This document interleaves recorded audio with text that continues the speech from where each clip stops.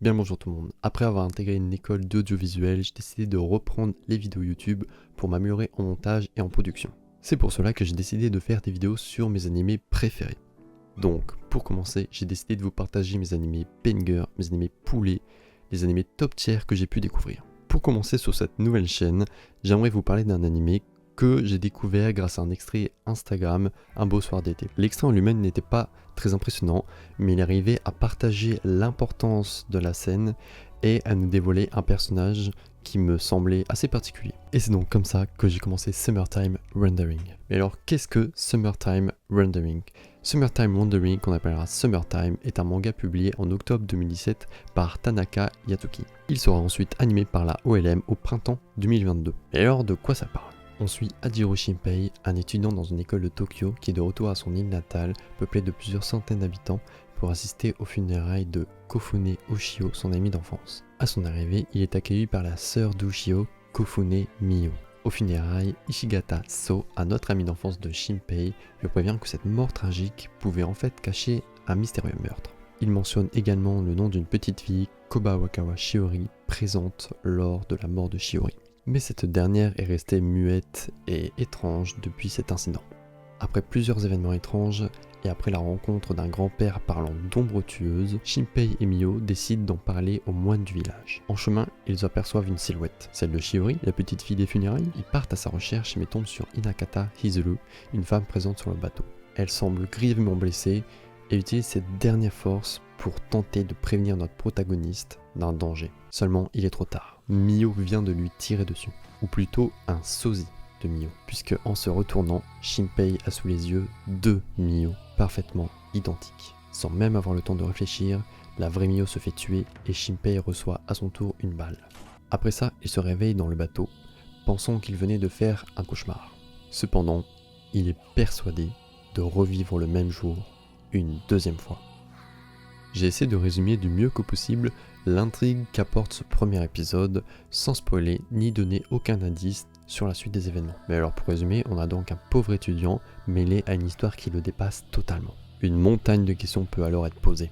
Comment Ushio est-elle vraiment morte? Qui est cette deuxième Mio? Ou alors que sont vraiment ces ombres? Toutes ces questions vont être répondues au fur et à mesure de l'œuvre et non pas à la toute fin. C'est ce qui est pour moi un des points forts de l'anime. En effet, il arrive à maintenir un certain suspense tout en amenant des réponses à nos questions. L'anime arrive donc à rester fluide tout en nous donnant envie de lancer le prochain épisode pour découvrir de nouveaux personnages et voir comment nos protagonistes arriveront à surmonter leurs obstacles. Puisque comme dit à la fin, après avoir reçu une balle de la mystérieuse Mio, Shinpei se réveille et est persuadé d'avoir fait un bond dans le passé. C'est donc comme ça que notre héros va apprendre à revenir dans le passé pour essayer de changer le cours de l'histoire. Un point que je trouve assez surprenant et important, c'est que dans Summertime, il y a seulement 14 personnages dits importants. Ce qui peut paraître assez peu pour 25 épisodes, mais largement suffisant pour les développer et leur donner une importance dans l'œuvre. Les personnages principaux sont bien centrés dans l'histoire et sont investis, car c'est la vie de nombreuses personnes qui sont entre leurs mains. 私だ。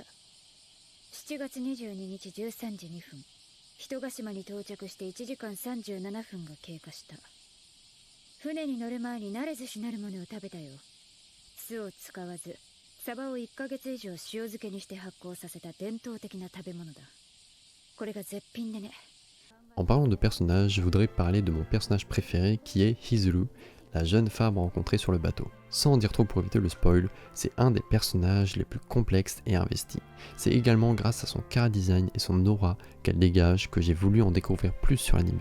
L'anime se passe d'ailleurs entièrement sur une île nommée Hitogashima, ou Tomogashima dans la vraie vie, ce qui nous donne un aspect convivial et restreint.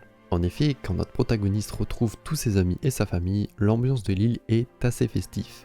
Mais quand les ombres commencent à prendre le contrôle, alors l'île se transforme en une prison plongée en enfer. Pour continuer sur l'effet que me donne cette île, je peux parler de l'ending. Assez simple mais efficace, l'ending nous montre juste un visuel d'une île, sûrement l'île de Tomogashima, qui est assez perturbée et étrange. Personnellement, cet ending me donne un petit effet de réel, comme si l'île et la malédiction existaient vraiment. Bref, sinon l'opening est assez classique à mon goût, mais j'apprécie quand même la toute dernière scène lorsqu'on voit Shinpei qui va pointer un pistolet sur lui pour faire un bond dans le passé avec une bonne grosse détermination dans son regard. Donc pour résumer, cet animé est, de ce que j'ai vu, très apprécié mais pas assez populaire pour moi. Cette histoire est vraiment prenante et très bien écrite. L'animation est très bonne et les décors sont tout à fait réalistes. Les personnages sont attachants et leurs sentiments sont très bien retranscrits. Donc pour résumer, c'est un très bon animé que je vous conseille si vous aimez les intrigues avec du gore et des rebondissements. L'animé s'appelle Summertime Rendering ou Summertime no Renderingu sur Disney+. Donc voilà, merci de m'avoir écouté, ça me fait vraiment plaisir d'avoir fait une vidéo YouTube sur un animé que je trouve exceptionnel et de refaire des vidéos tout court avec un bon montage. Et je vais très certainement refaire plein de vidéos sur plein d'animés de toutes catégories. En tout cas, merci à ceux qui s'abonneront et qui laisseront un like. On se retrouve très prochainement.